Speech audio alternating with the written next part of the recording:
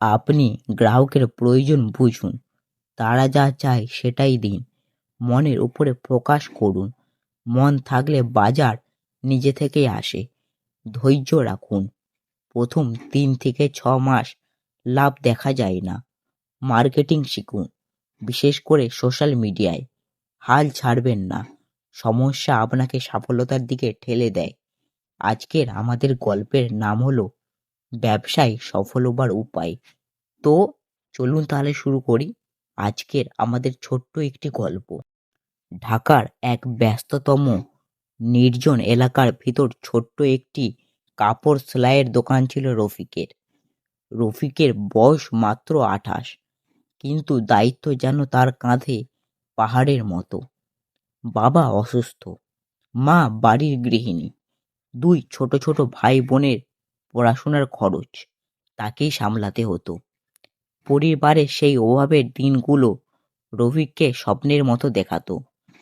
একদিন সে নিজের একটি বড় গার্মেন্টসের ব্র্যান্ড দাঁড় করাবে। দোকানটা শুরু করেছিল মাত্র 50,000 টাকা নিয়ে। প্রথম 3 মাস তেমন বিক্রয় হলো না। পাশের দোকানদাররা হাসাহাসি করত, এই যুগে কাপড় বিক্রয় অনলাইনে না গেলে লাভ হবে না, বোঝো না। রফিকের মন ভেঙে যেত, কিন্তু হাল ছাড়তো না। রাত জেগে চিন্তা করত কোথা ভুল হচ্ছে। একদিন সে বুঝল দোকানে ভিজিটটা আসতেই, কিন্তু তাদের কাছ থেকে থাকার মতো বিশেষ কিচ্ছু নেই। সে শুধু কাপড় বিক্রয় করছে, কিন্তু ব্র্যান্ড তৈরি করছে না। সেদিন সে ঠিক করলো দোকান বদলাবে নয় নিজের চিন্তাভাবনা বদলাবে। পরের দিন সকালে রফিক 3জন নিয়মিত ক্রেতাকে জিজ্ঞাসা করলেন, আপনারা তো আসেন ঠিকই, কিনেন কম, কারণ কি? একজন বলল, তোমার ডিজাইন ভালো, কিন্তু ফিনিশিং ঠিক নেই। আরেকজন বলল, রেডিমেড কিছু তৈরি রাখলে সুবিধা হতো। এই ছোট্ট কথাগুলো রফিকের চোখ খুলে দিল। সে বুঝল ব্যবসা শুধু নিজের মতো করে চালালে হবে না, গ্রাহকের মনের মতো করে ভাবতে হয়।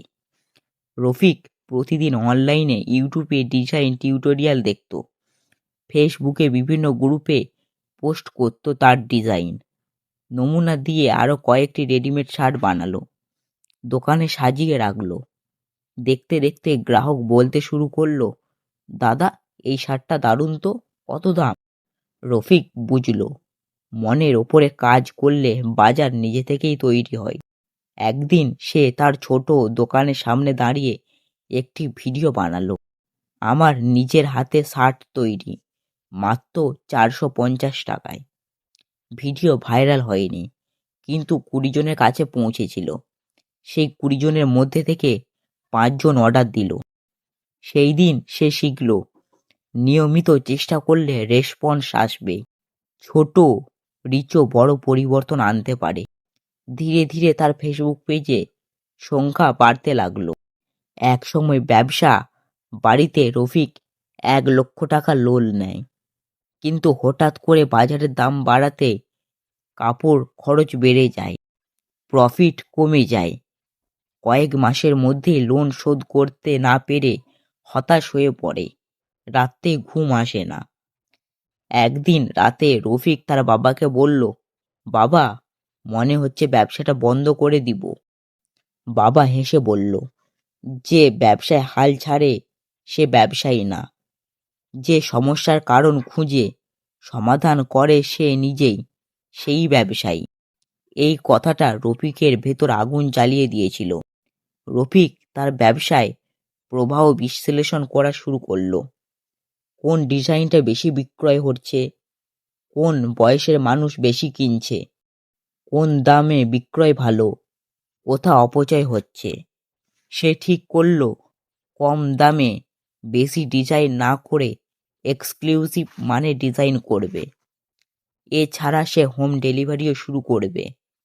কাস্টমার সার্ভিস উন্নতি করলো এবং প্রতিটি ক্রেতা একটি ছোট নোট দিতে শুরু করলো, আপনার অর্ডারের জন্য ধন্যবাদ, আপনাকে আবার সেবা দিতে চাই। এই মানুষের মনে আলাদা একটা জায়গা দখল করলো। হঠাৎ একদিন একটি বড় ফেসবুক পেজে তার শর্টসের ডিজাইন শেয়ার করলো। 1 ঘন্টায় 50টি অর্ডার পেল। পরের দিন 100টারও বেশি। রফিক বলে উঠল, আমি পারলাম, সত্যি আমি পারলাম। 6 মাসের মধ্যে সে আরও একটি দোকান খুলল। 1 বছরের মধ্যে নিজের ছোট একটা ব্র্যান্ডের নাম দিল। আজ তার ব্র্যান্ডের মাসিক বিক্রয় 6 থেকে 7 লক্ষ টাকা। সে এখন 5 জন তরুণীকে কাজে দিয়ে রেখেছে।